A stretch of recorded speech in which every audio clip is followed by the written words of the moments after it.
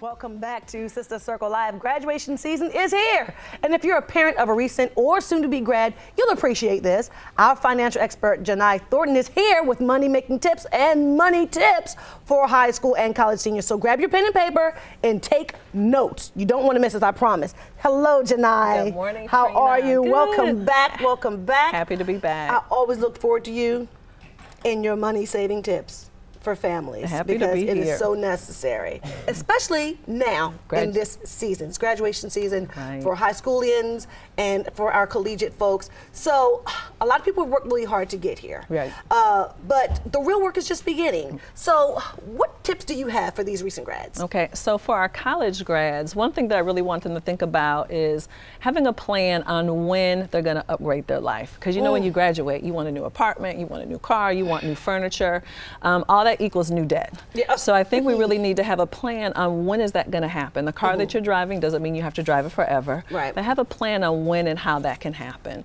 The other thing that's really important right now is to don't forget about your student loans. Oh God. Yes. So for your private loans, you may have to start paying them right away, but for your federally backed loans, you may have up to 6 months. But know when that's going to happen so you'll be prepared for that.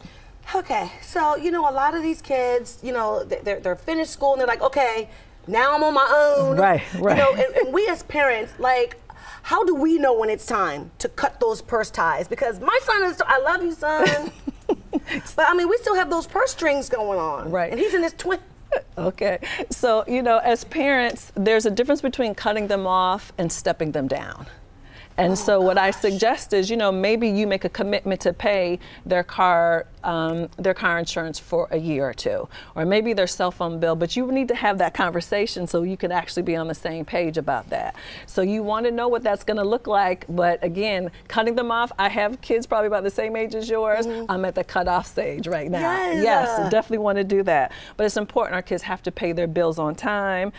They have to protect their credit. And listen, they've got to save, and they have got to save some more. You will never regret saving money. Okay, so when it comes to saving money, a lot of students, when they get out of school, whether it's collegiate or high school, they get, you know, graduation gifts, and a lot of those gifts are monetary. Right. So how do we help them prepare for saving with that? Because some of them just kind of run through it. Oh, I'm done. It's summertime. I'm going on vacation. But how do we prepare them and like save a bit, spend a bit, and how do we teach them, you know, those tips? What I like to tell people is spend it on paper first. And what that means is before you actually go online and order anything, before you go to the store, actually write it out what your plan is. So when you see it, then it becomes a commitment. Then you're executing the plan versus just you look up and then all that money is gone. Oof. Yeah. Well, if you're lucky, sometimes when you're in college, you already have a job lined up for you. Right. But what about those who don't? And what about those high schoolians who are like, okay, I'm transitioning between high school and college. What do they do with that time in between? Okay. So for our college grads with no jobs, which is a huge issue now, I want to make sure that they're not just relying on applying online to find jobs. Like, you have got to get engaged. You're going to have to, this whole connecting personally is really important. Another thing is, please, this is a perfect time to clean up your social media. Before any employer is ever going to contact you, they've already checked you out. Oh, wow. So we don't want to have any barriers in the way with the social media. Also, please stay in touch with your college professors and your career placement office. You know, the career placement, that's their responsibility to help you get connected and ultimately find employment as well. And last, be open to volunteering or interning. You know, sometimes you gotta give a little to get a little. Yeah. Okay, so speaking of giving a little, what financial advice would you give to those who don't have the college professors to lean on and to go back to? What advice would you give to those who are just kind of in that space where they just don't know what they're going to do next? Right. And you know what happens a lot of times is a lot of our kids are in school, they know what they study, but they didn't know what they were going to do ultimately. So this is a perfect time to really do some research and use your connections, use your family connections, use your friend connections. It's really about networking. We know a lot of times with employment, a lot of it is about who you know. Yeah, that's huge. Yeah. And you mentioned social social media before. What types of things should they not have on their social media when they're out looking for jobs? Right. You know, one thing too, just think about it. I want you to stand in the shoes, if you're a young person, stand in the shoes of an employer or an adult. You know, if someone else would find it offensive, you know, if someone else feels that you are not carrying yourself appropriately, those are the things, before someone ever talks to you, they're going to be judging you based on just scrolling through your timeline, seeing what you've been posting.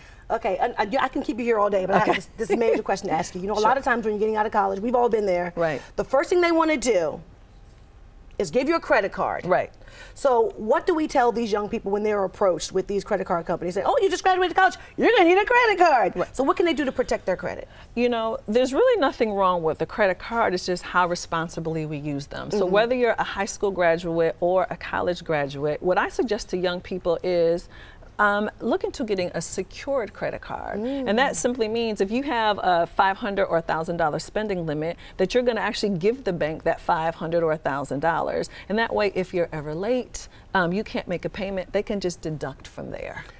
Yeah, so that's a good way to build credit and also to be able to use credit responsibly. Well, let me ask you a question about that, because there might be some that are irresponsible, and what if they do have this secured credit card? And they're like, oh, okay, well, I don't have to worry about paying it monthly because they're just going to deduct it if I don't pay it. And, you know, and they kind of use it as like a line of credit as opposed to the credit card they're supposed to be using it for. Yeah. So how does that work? And it's definitely not used for that. So that is definitely going to have impact on your relationship with your credit card company, but also your credit score as well. It's not designed for that. That's for that emergency situation, but not the ongoing. And not emergency shoes.